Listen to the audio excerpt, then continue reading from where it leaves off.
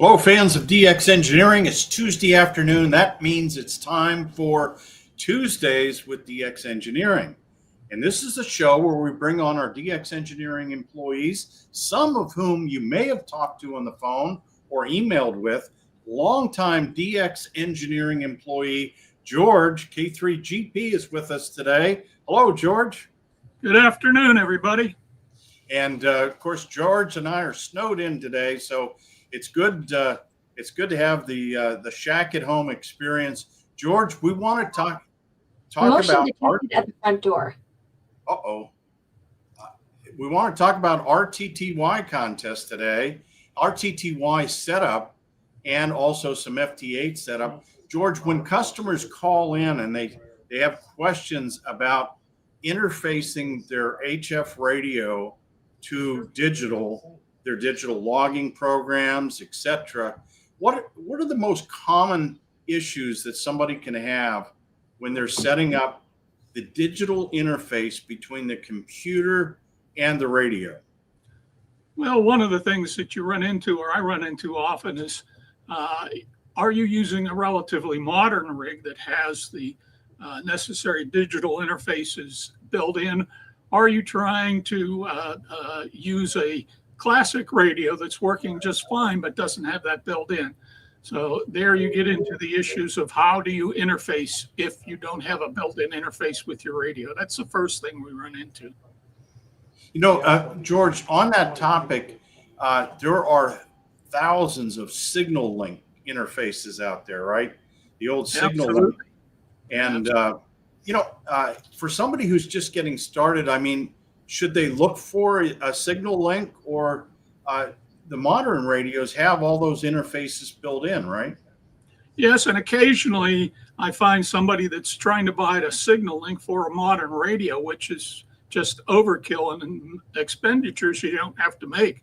So when I catch that, I do try to inform them, hey, you really don't need a signal link or a digi rig. It's built into your whatever your new rig is. And, so if you get like an IC7300, George, how hard is it to get that going on FT8? Not bad at all. Probably the trickiest thing, and it's not all that tricky, is to make sure you have the right drivers loaded in your computer to interface with the radio. That's critical. Once you get past that, which takes a little bit of a learning curve, not bad, but most people can handle it, you're home free. You plug in a USB cable between the computer and the radio, and you're in business. So what about finding COM ports and setting speeds, things like that? Well, that is important. There are some websites available that have a lot of information about configuring those ports. Usually you use things like your configuration manager and your device manager. Sometimes you need to get into that. And there's a lot of help available on YouTube that I'm able to point people toward. You know, how about the On All Bands, our blog? We've got some great information up there, some of it written by some of our bloggers from all over the country, actually all over the world, on interfacing. I mean, can you point customers there, and that's an online help? Oh, certainly. Yes, that's always very helpful.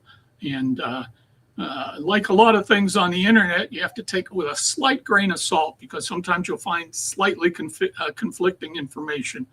But give us a call. We'll help you through that. You know, but onallbands.com, which is the DX Engineering blog, is really a great resource for a lot of things in ham radio. What about RTTY? Let's talk about some of the differences between the setups for, there's some really good activity weekends coming up on RTTY, and I know that RTTY is your favorite mode. Absolutely. And, certainly that there's different concepts. RTTY has been around for an awful long time. And unlike FT8 and FT4, which are taking off like gangbusters and done a lot for the ham community, tuning a RTTY signal takes a little bit of panache, if you will. whereas most people leave their bandwidths wide open for FT4, FT8, you tend to crowd them down to maybe 500 hertz or so for RTTY so that you can pick and choose the signal that you're working with. So that's the difference between the main difference between the two. And of course, the software that is available is a bit different too. Although some of the contesting programs actually integrate MMTTY and some other software right into them and make your life a little easier. If you're used to using a standalone program, getting into contesting is the next logical step. Right. And, you know, it's tough in a non-contest period to find RTTY guys to work. I know that like the Northern California Contest Club has some activity on the weekdays on Thursday nights before the big RTTY contest. But where do you go to find RTTY activity when it's not a contest weekend, George? It's difficult. It's definitely difficult. And sometimes, of course, it's been a number of years ago, just tuning around and you find something and you're lucky. I actually was able to work North Korea RTTY just because I blundered into it on a Saturday some years ago. So it's a matter of tuning. If you know what you're listening for, you can hear FT8 signals and FT4 signals. RTTY signals sound different, but once you've acclimated your ear to a RTTY signal, you can tune up and down the band and say, there's one, and you can hop on it. You know, and speaking of going up and down the band, let's talk about FT8, FT4 a little bit, where there is some real good techniques to finding open spots to put your transmitter, right?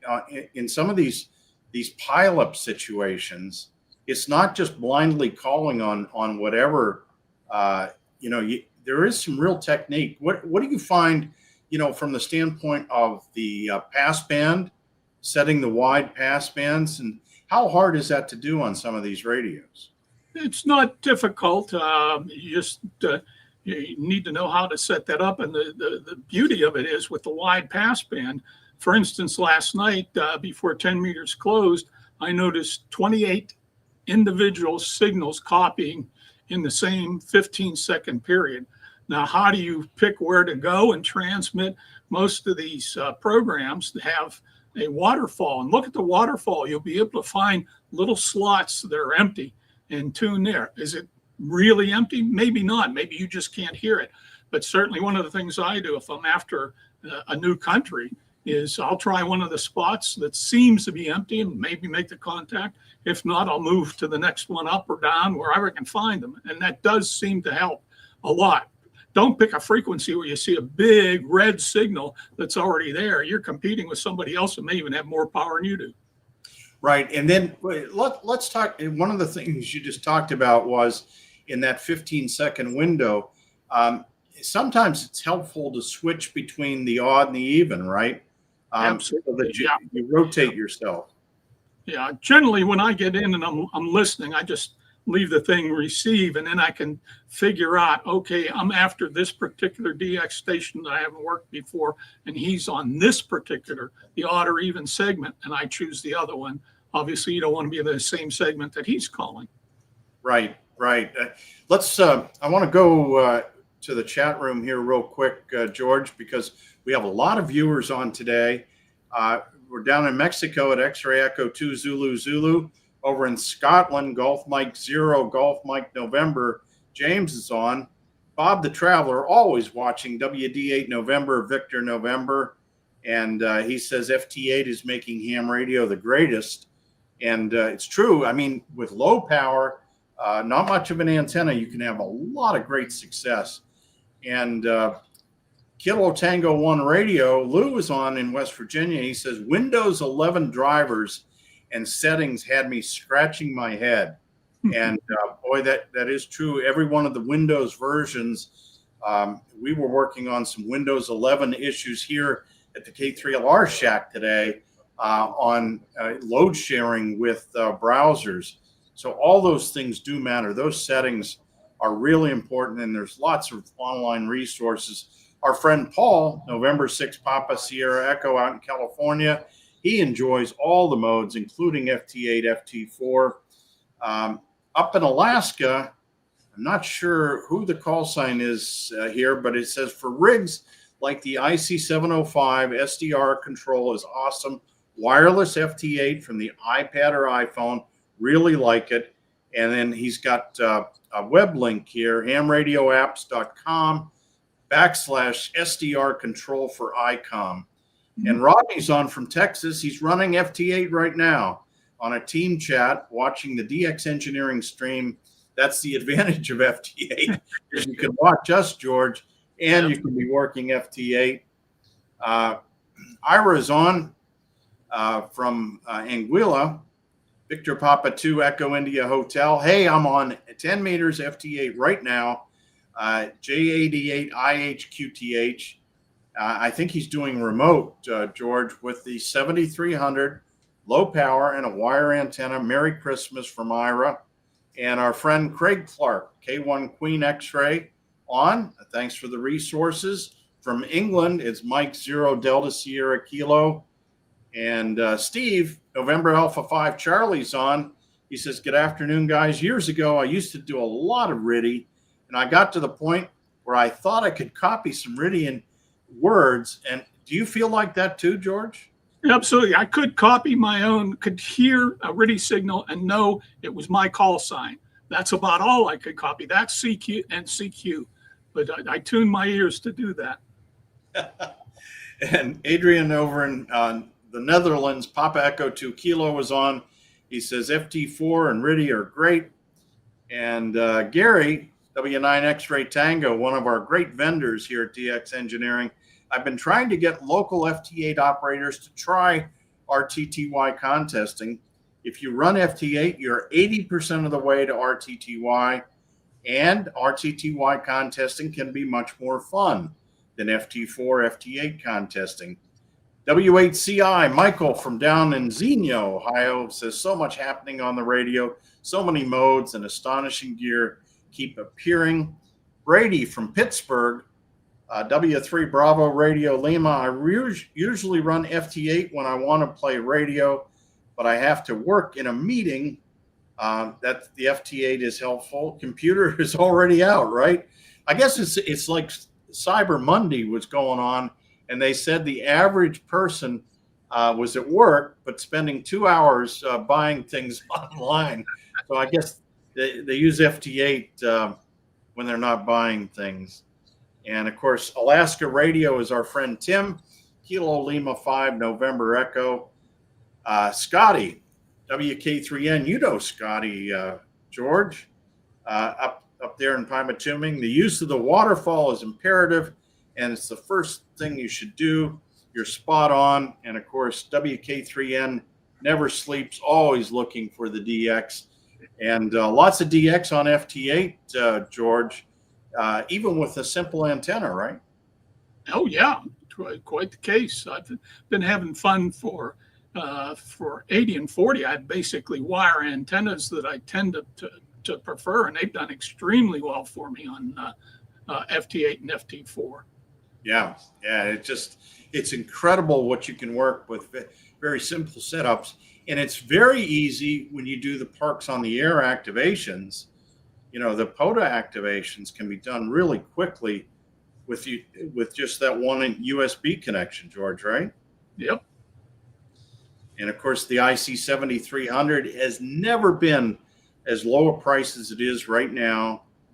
Go to dxengineering.com, put in IC7300, and take a look at the price, because it is a real attractive price.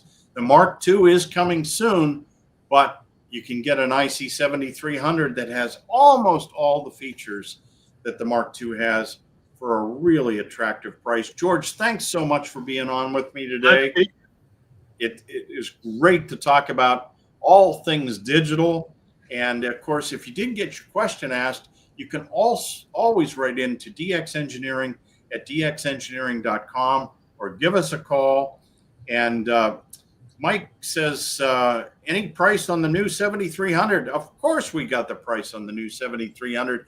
It's $14.99, and you can get your back order placed, because you need to get your your place in line. But $14.99, if you have a reservation, we're converting all the reservations to real live orders now that it's been type accepted. So Mike, jump on the phone and get that done. George, thanks again. George is going to get back on the phones, and we wish you the best and Merry Christmas, George. Happy holidays, everybody. All right, and thanks to all of you for watching today. Hope you learned something, and get on the radio and have some fun. It's the best hobby in the world. Until next time, 73 from DX Engineering. Good day.